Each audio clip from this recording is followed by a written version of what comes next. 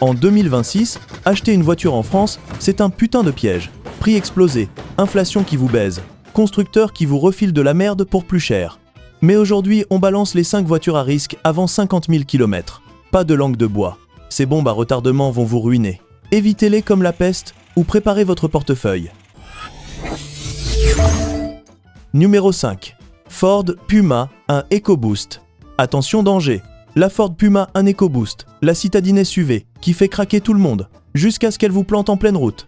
Son moteur 3 cylindres cache une courroie de distribution humide qui baigne dans l'huile. Cette saloperie se désintègre, envoie des débris partout, bouche la pompe à huile et provoque des arrêts moteurs brutaux. Résultat, perte totale de pression d'huile, casse moteur soudaine et facture entre 3 000 et 5 000 euros minimum.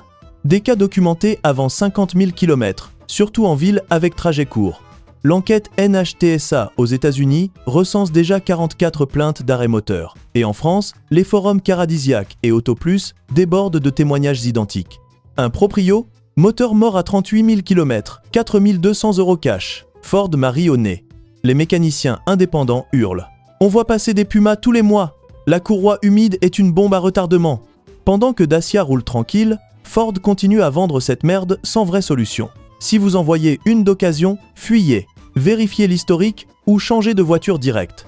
Cette Puma n'est pas une affaire. C'est un piège à con qui va vous coûter les yeux de la tête avant même 50 000 km. Évitez-la comme la peste si vous voulez dormir tranquille. Numéro 4.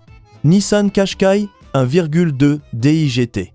La Nissan Qashqai 1,2 DIGT, le SUV compact qui a vendu des milliers d'exemplaires et ruiné autant de familles. Ce moteur boit de l'huile comme un alcoolique, jusqu'à 1 litre tous les 1000 km. Segment de piston défaillant, usure prématurée et casse moteur total avant 50 000 km si vous ne surveillez pas le niveau tous les jours. Renault-Nissan a dû faire des notes internes et des actions collectives, mais rien n'y fait. Les forums sont remplis de victimes.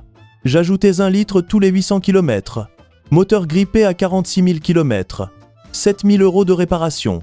Mécaniciens indépendants le disent tous. Ce 1,2 DIGT est une catastrophe. Évitez-le comme la peste, sauf si vous voulez vivre en mode à point d'huile permanent. En usage ville ou court trajet, c'est encore pire. Pendant que les Duster GPL roulent sans souci, ce Qashqai vous oblige à vérifier l'huile à chaque plein. Des casses avant 60 000 km sont documentées partout en France. Facture moteur neuf, entre 4 000 et 7 000 euros. Nissan se fout de votre gueule depuis des années avec ce bloc. Si vous en avez une, revendez-la maintenant avant que le voyant s'allume. Cette voiture n'est pas fiable, elle est dangereuse pour votre portefeuille. À fuir absolument en 2026. Numéro 3.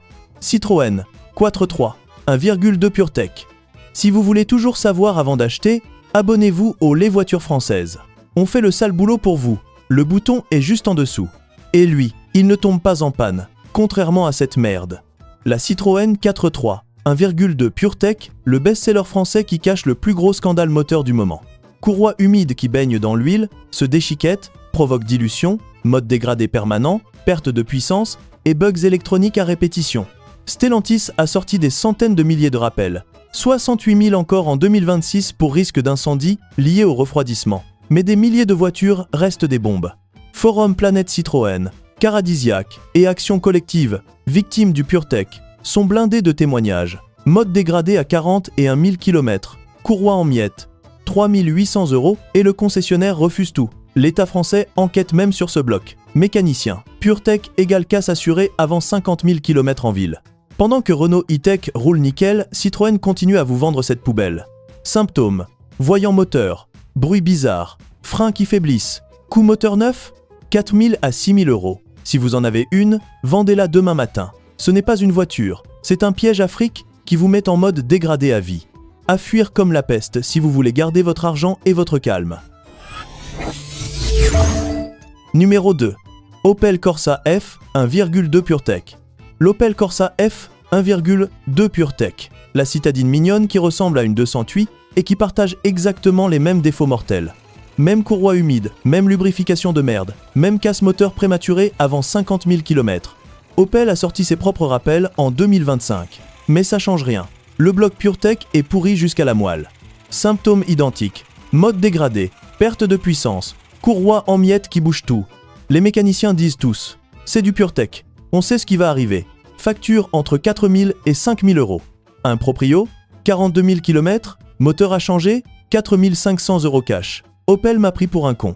Identique à la 4 mais en version encore plus abordable et encore plus risquée. En ville ou trajet court, c'est la mort garantie. Pendant que la Clio E-Tech fait 4, 8 ailes, sans souci, cette Corsa vous ruine.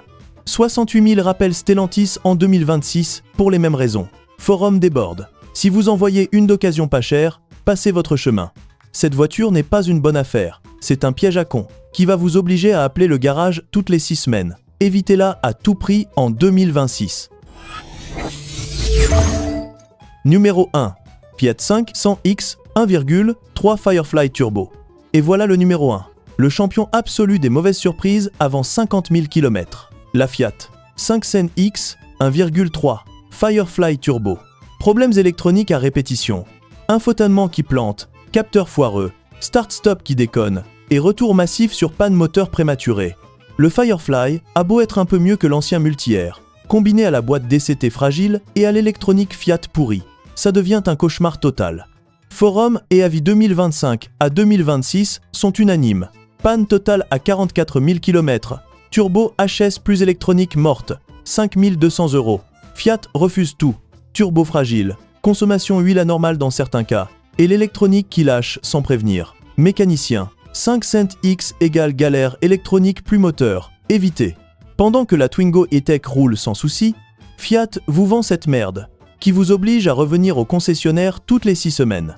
Symptômes, écran noir, perte de puissance, voyant partout, coût réparation, entre 4 000 et 6 000 euros facile. Si vous en avez une, revendez-la avant qu'elle vous lâche en pleine autoroute. Ce n'est pas une SUV, c'est un piège Afrique italien qui va vous ruiner avant 50 000 km. Le pire du pire en 2026. Conclusion. Voilà, 5 voitures, 5 vrais pièges mortels.